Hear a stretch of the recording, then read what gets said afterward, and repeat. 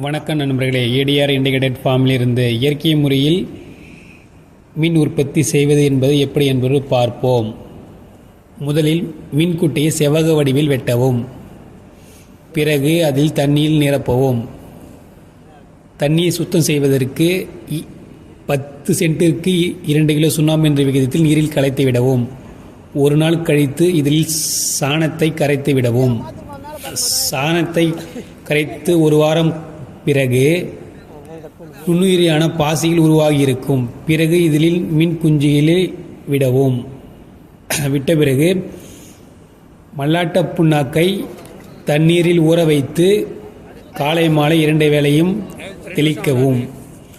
இதை 1 மாதத்திற்கு பயன்படுத்தலாம். பிறகு தவிடு மற்றும் காய்கறி வேஸ்ட் தாவர கழிவுகளை நீரில் தெளிக்கவும். மற்றும் குட்டை ஓரங்களில் முருங்கை மரம் நடவும். இதன் தழைகள் தண்ணீரிலிருந்து மீனுக்கு உணவாக பயன்படும். மாட்டுச் சாணத்தை 1 வாரத்துக்கு ஒரு ஈடு தண்ணீரில் கலந்து விடவும். அது மட்டுமின்றி பாசிகள் அதிகமாக உருவாகாமல் பார்த்து கொள்ளவும். 3 அடிக்கும் கீழ் பாசி இருக்குமாறு பார்த்து கொள்ளவும்.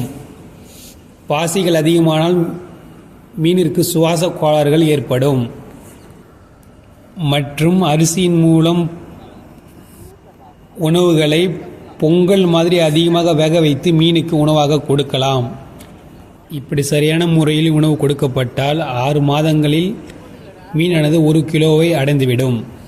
இது மட்டும் போதாது, மீனானது சரியாக வளர்ச்சி அடைய நாம் விடப்படும் மீன் குஞ்சுகளின் எண்ணிக்கையை பொறுத்தும் வளர்ச்சி இருக்கும். எடுத்துக்காட்டுக்கு 10 சென்ட் அளவுள்ள குட்டையில் கெண்டை மீன் குஞ்சானது 300 குஞ்சு வரைக்கும் விடலாம். அதே வவ்வா போன்ற மீன்களானது 400 குஞ்சு வரைக்கும் விடலாம். நன்றி, வணக்கம்.